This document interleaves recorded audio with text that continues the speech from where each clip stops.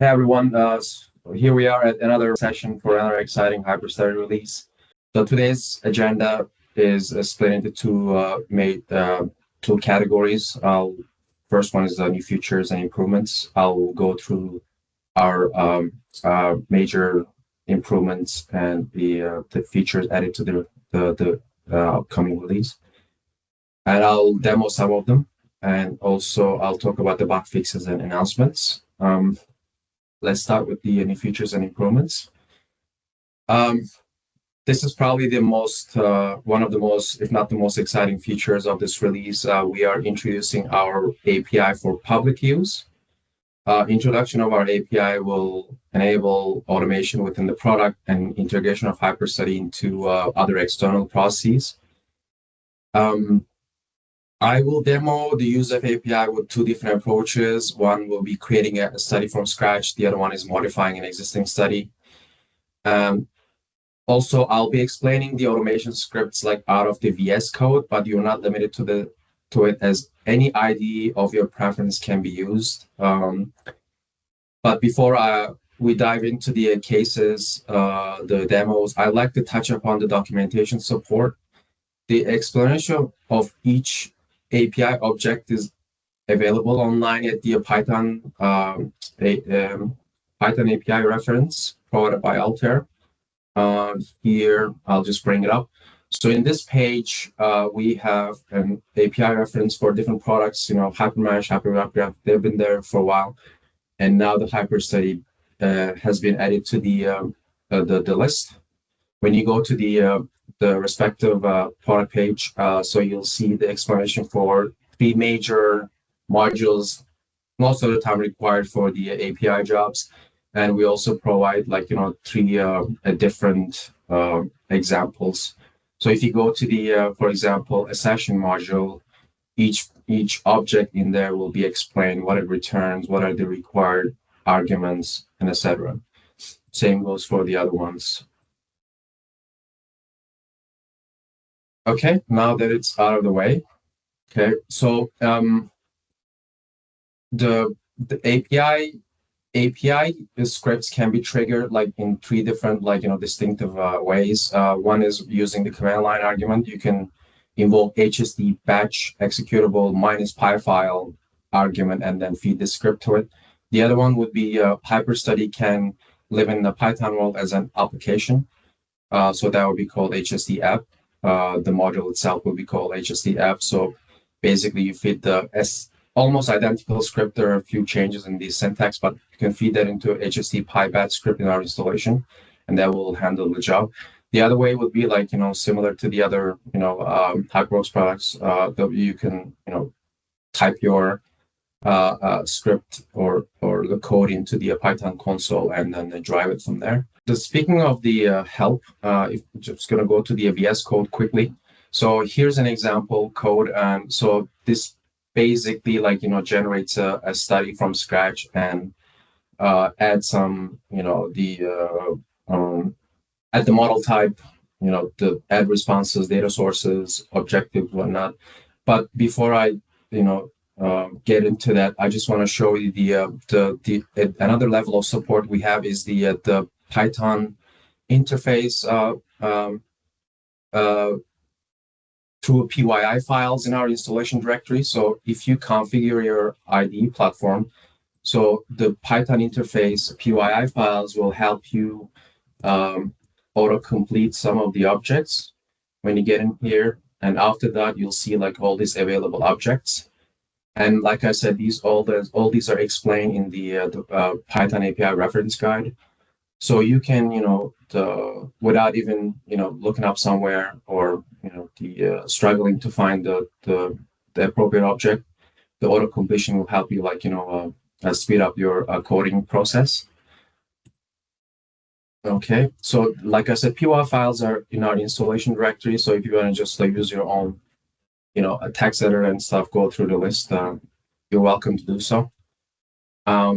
So going back to going to the demo phase now.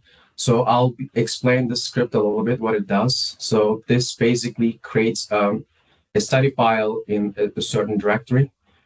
It it creates a parameterized file type model. So it takes the provided TPL file, generates an FEM file. That FEM file is fed to the OptiStruct solver using appropriate arguments, and then data sources are being created. The first one is dedicated to the von Mises stress, so it's going to get the vector data.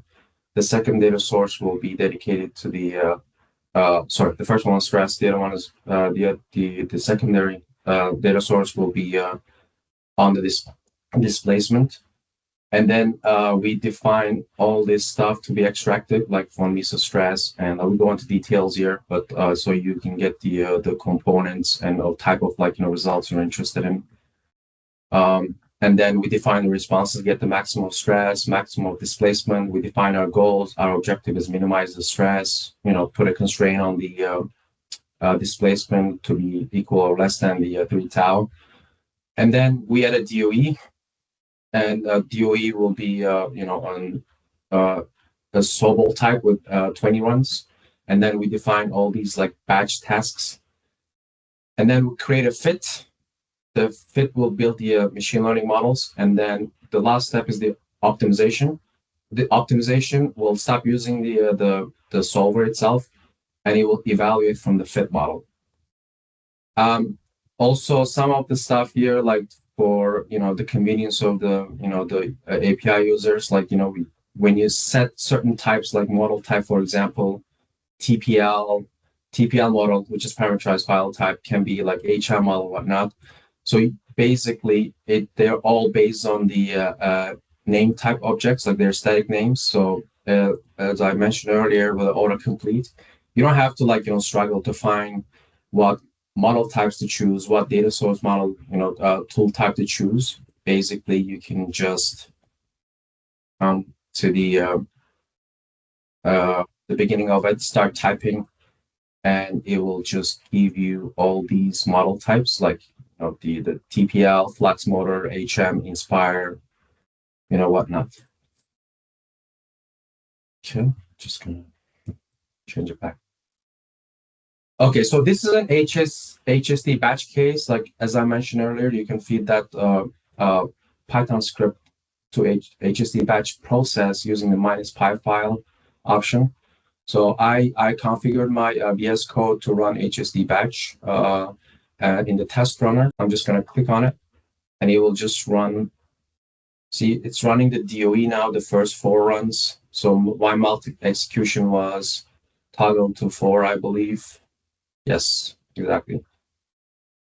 So it's running all these jobs now. And then it will start building the fit model.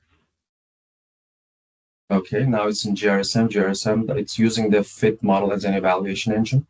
Doesn't use the hence you get this warning. Okay, now the GRSM has stopped. So if I just, as I explained before, so it builds the parameterized file type model using that particular TPL, that spits out an FEM file, feeds it OptiStruct, and imports all the design variables, and defines data sources for Mises stress, displacement, and gets the scalar responses, max stress, max displacement, and defines the objectives.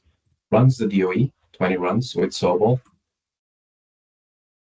Builds a fit using fast, and then optimizer is the GRSM will use the evaluation, the fit as an evaluation engine, and go on with the optimization procedure.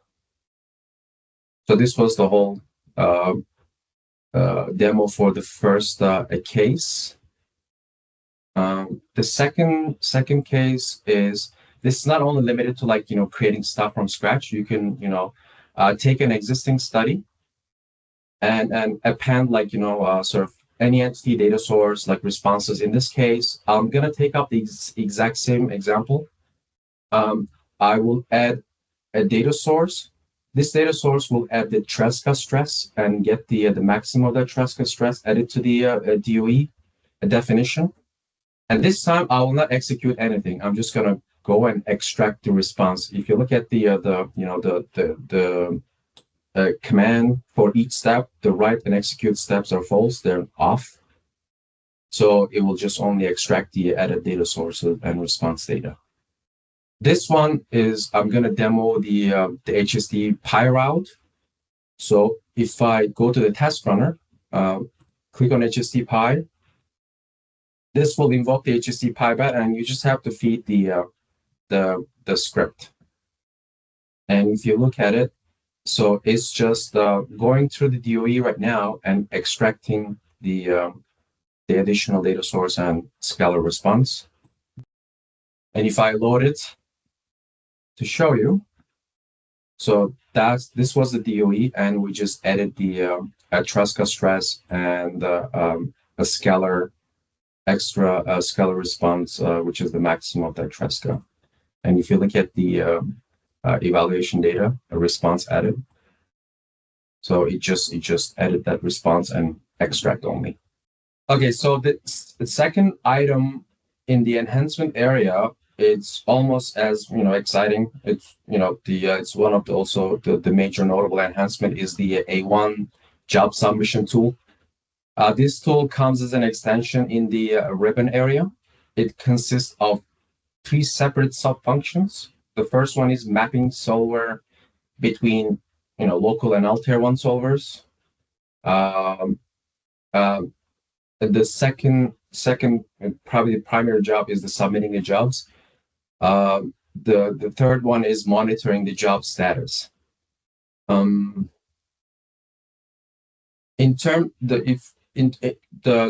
we say mapping solvers between a local and Altair 1 variants, I can just give you a quick example. For example, if you submit a local OptiStruct job out of HyperStudy 2025.1, that can be submitted to actually a different version of OptiStruct in the Altair 1 side. Or we don't want to be responsible for every type of cross references. So you can basically using solver mapping option, you can find your respective solver application type from the A1 side and map it here. That could be the case for third-party solvers like Dyna, Abacus, or some other solver types within Altair world. Second step is the job submission. So the working mechanism behind the scene is a HyperStudy will archive itself in some of the temporary area and uploads itself to the Altair OneDrive, and then from there the whole archive is being submitted to the job scheduler. So it's all seamless behind the scenes. You don't have to worry about it. And the last step is the job monitoring. So basically, as soon as the job is off to A1 side, you can track the status, and upon completion, another beautiful feature of this tool is you can load the process, the study, back into the local HyperStudy in the form of an archive. And this archive is the lightest version of the archives, because the content in the run folders will be such as input and output files will be ignored, as you would guess that the egress cost would be high due to the large data transfer. So I will go through all these steps in a quick demo, so it doesn't have to be any specific or fancy model. Basically, I can take the beam template example here.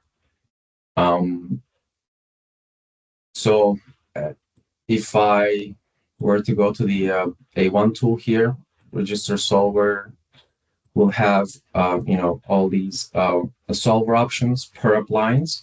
But before I do that, one of the requirement is to have the Altair OneDrive installed and mounted. So make sure it's installed, you logged into your profile, everything is fine. You can go to your the mounted drive, you can view everything online, and etc.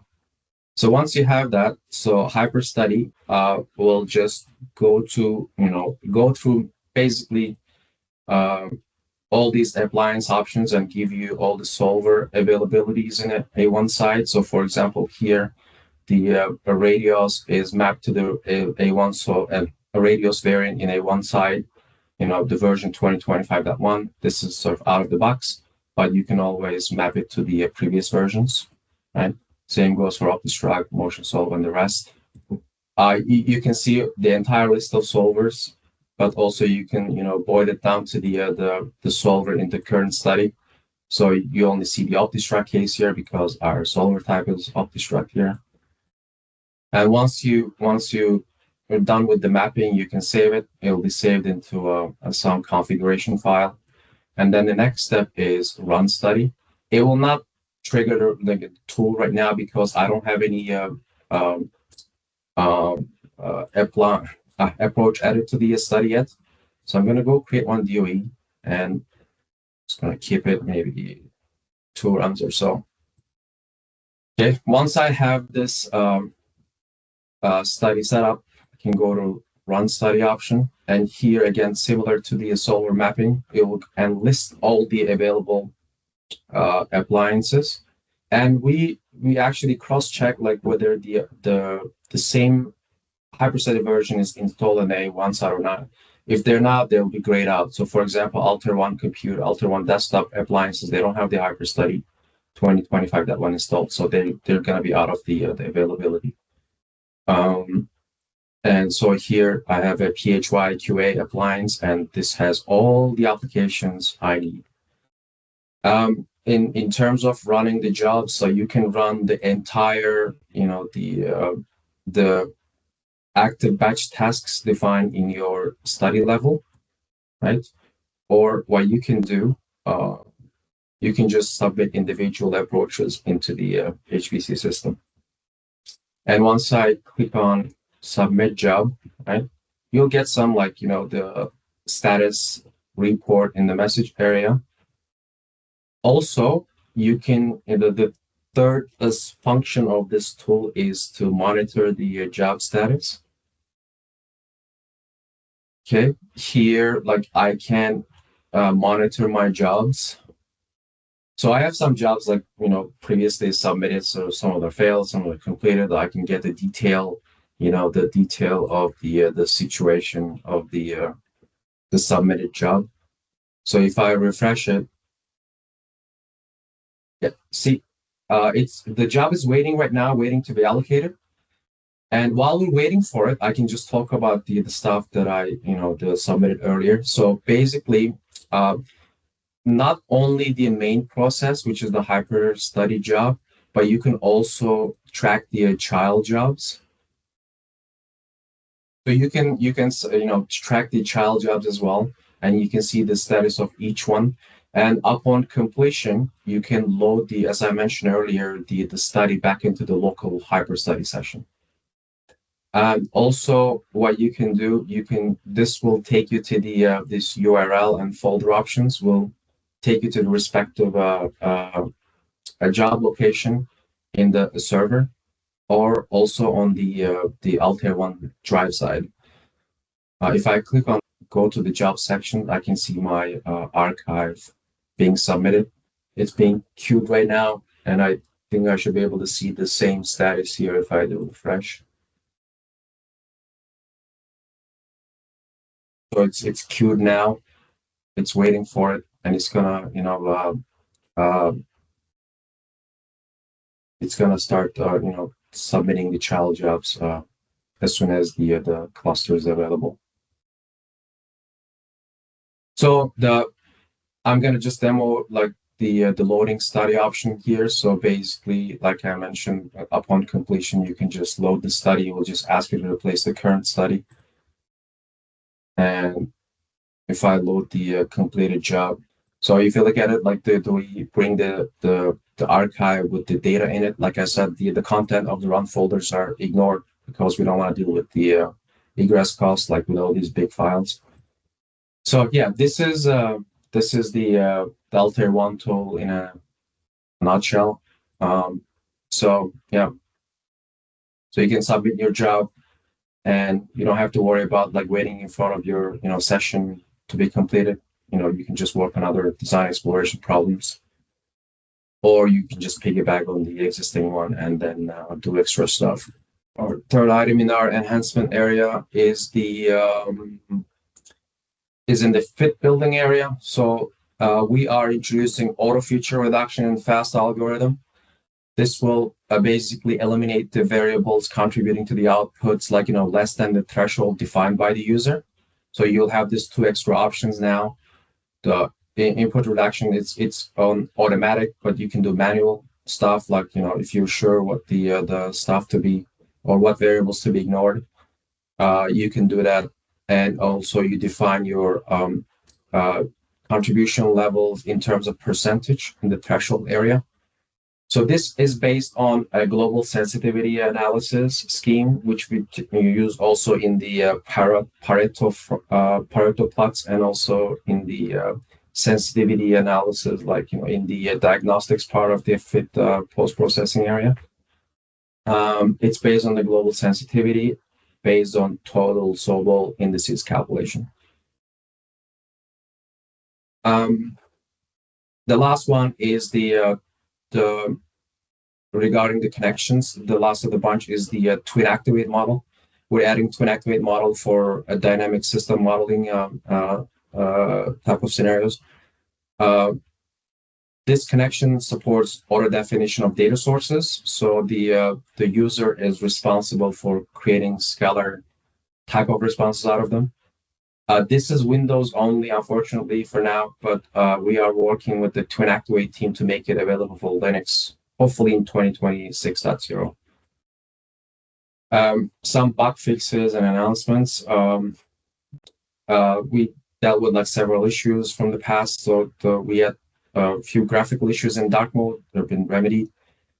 PyFit files in tutorial 4550, they were broken. They've been updated. They should be working now. The XML data source tool in data sources area, there was a mishighlight of some attributes. We fixed that as well. And also workbench model, whoever's out there having problems hasn't reported yet. It was failing to import variables and extract results. That has been remedied as well. And in terms of announcements, HyperStatic Classic version is no longer available. So we're down to only a single interface right now. And the second one is, I mentioned that already for Twin Activate, also Rome AI from the fit model type only be supported on Windows only. So, however, as I mentioned, we're going to be working to make them, available for Linux in the future. So I'm going to cover the new features and enhancements for Physics AI in version 2025.1. So we have quite some new features, especially in regards to data curation and new architecture for training. So let's go over the new features. We have now a third architecture in Physics AI, which is called SER, which is short for Shape Encoding Regressor. And this one only works for KPIs or vector responses. We use shape encodings here, and we have to use the extract solid spaces. So it only works for 2D elements. And there's no support for transfer learning either. But this is very quick. So to show you a demo, I have HyperMesh open here. And say I'm open now the project. So I already have a data set created in this case. So this is an I-beam data set with 23 flights for training and 7 for testing. So coming back to this, you can see that as soon as you switch to the shape encoding regressor, the field results are grayed out, and so are the extra fields in the input section. You have the freedom to select between the different vectors. So in this case, I'm going to plot the moment of inertia along the y-axis. And in terms of the settings, we only have the test fraction. So it uses a random forest algorithm underneath, and you have the option to select, if you want to do a principal component analysis on the input or the output. So yeah, let's train this. Should be a pretty fast training. Running, if I open up the log, there is not going to be a loss curve in this case. You can see the different errors or different regression models that are fit in.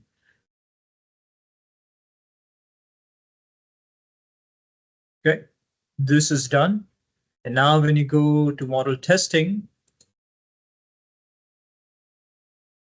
the visualization is going to be, the way it is for KPI. So there's no field results, but you'll see sort of, if it's a scalar, you'll see the predicted versus true graph. Something like this. Okay. So now if we compare the three available architectures inside physics AI, GCNS, which is the first architecture that was available for physics AI, it can be considered a good candidate for general use, especially when there isn't a high-end GPU available. The second architecture, which is a TNS architecture, that gives you better results with CAD inputs because it's mesh invariant. It also results in smoother contours, but it also requires higher GPU memory, and in some cases it can result in training instabilities where the loss does not decrease. Okay, and then the third architecture is only for KPIs without the use of GPU. So if you want to quickly, train a model for predicting KPIs, the scalar KPIs, SER is the algorithm which is recommended. Okay, now we also have prediction score, similarity score displayed for predictions on curves. So earlier you would only see this for field results, but now it's also available for these curves. And the procedure is exactly the same. You load in a new geometry. So let's do that here quickly.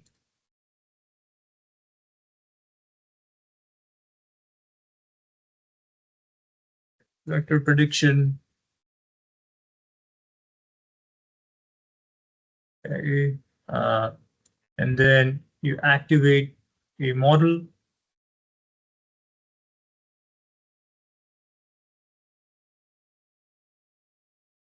Okay, bring in a new design.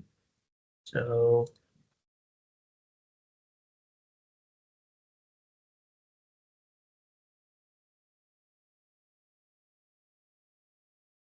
and then hit predict.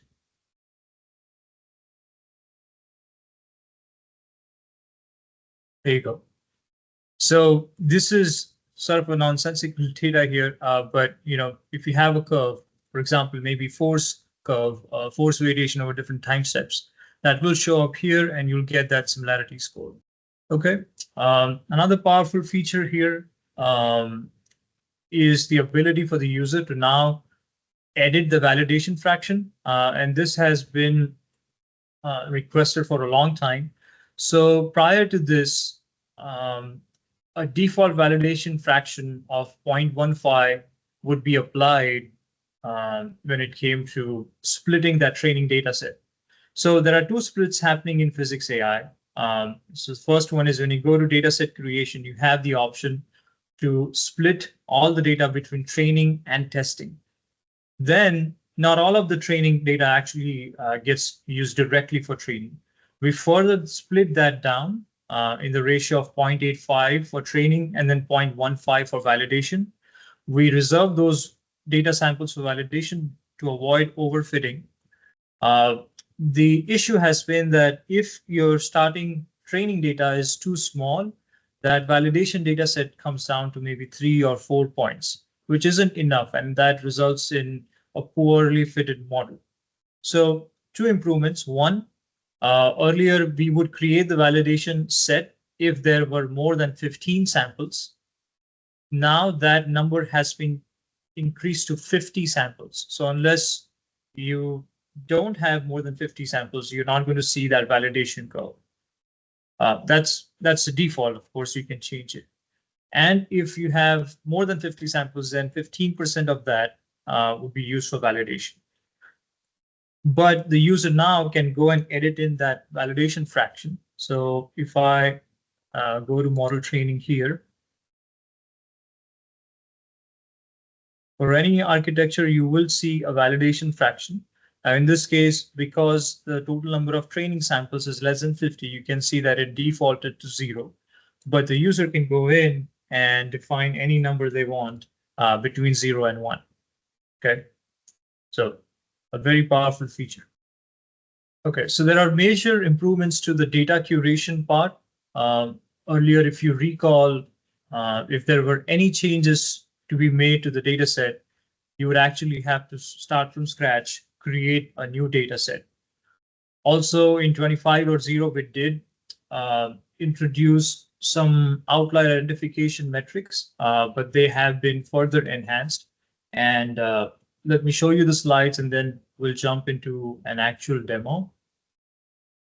Okay, so now in 25.1, you can see in this box right here, the right-hand side box, it shows you all the criteria which are being evaluated to determine the outliers. So not only do we have the responses such as displacements and stresses, but we also have another category which is called model properties, where we now look at the size of the model in terms of the nodes, number of nodes and elements.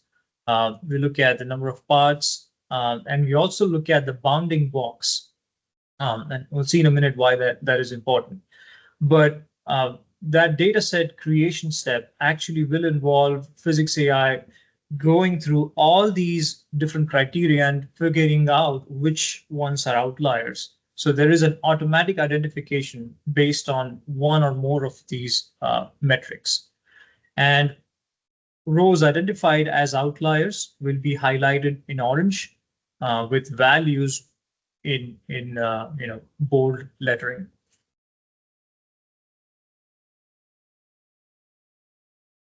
There is a second tab introduced. So earlier you only had the table tab. Now there's a plot tab. So a graphical view to sort of look at outliers. And this is useful because if you have a really long table, it can be cumbersome. But this bar graph, not bar, the line graph can help you identify which data samples are sort of out of place or have values which are outliers. So let's try this out. Okay, so I have already created a data set just to not spend time on that. But here I have this I-beam data set, which consists of 33 samples. And you can see that based upon all these metrics, it has identified that there are outliers for length x dimension of the bounding box, the y dimension of the bounding box, displacement and stress values in both subcases. And those rows are highlighted in orange. And here you can see, for example, for row number 2, the x dimension, it's out of the range, or you could say it's in the 3 sigma outlier based upon all the different values for this data set. Okay, but since this is a long table, it can be hard to pick and choose manually the outliers. You also have this plot view, and you can declutter this. So for example, I can say that I want to look at just the x and y dimensions of the bounding box. On the x-axis, we have the run ID. So these are the sample numbers. And on the y-axis, we have the model property, which in this case is the bounding box x dimension. So clearly, ID number 2 and this is ID number 9 are kind of outliers here. So just another useful utility. All right, so this is kind of similar to the previous slide, except that this one looks at the result rather than the model property. So what I mean here is the y-axis clearly says model property here, But if I were to uncheck these and select like the displacement, the y-axis label has now changed to subcase 1. So you have the option either to look at the properties or the results. Okay, so that bounding box feature is a new addition here. And the reason that was put in was to identify rotational outliers mainly.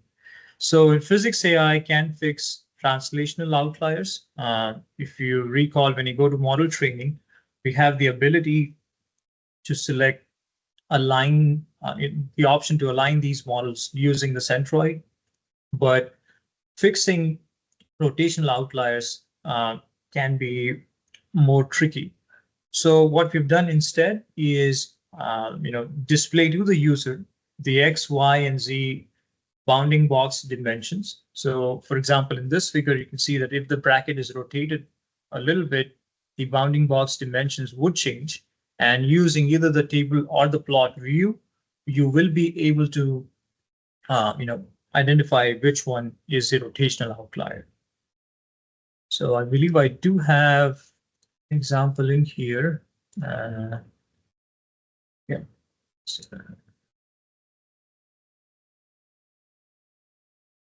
So what I did was rows 2 and 3 are basically variants of row 1, just rotated by, I believe, 70 degrees or 80 degrees. And you can clearly see that the dimensions change because of that rotation. So if I were to, and it's automatically identified, like the center of gravity for those two models in the X and Y direction is a bit different than the other samples. Okay, this is also another feature. So in 25.0, we would identify the outliers, but there was no way for the users to actually go and remove them. So what would happen is they would see those outliers, then they had to create new data sets while manually excluding those 2 or 3 samples. In 25.1, you actually have the ability to edit. You can both remove and add samples to your data set without having to go through that step of data set creation again. So if I, for example, in this data set, I have rows 2 and 3 identified as outliers. I can just select that row and click on this negative sign, which says remove files from the data set. It will ask you for a confirmation just to make sure that it's not an accidental click. But once you do, you can see that the file name has been changed. Keep in mind that the ID gets updated, so you have to really focus on the file name. So let's remove the other one too. There you go. So in a couple of seconds, I was able to remove outliers instead of having to start from scratch, select all the data samples, and wait for the data set creation to complete. Okay.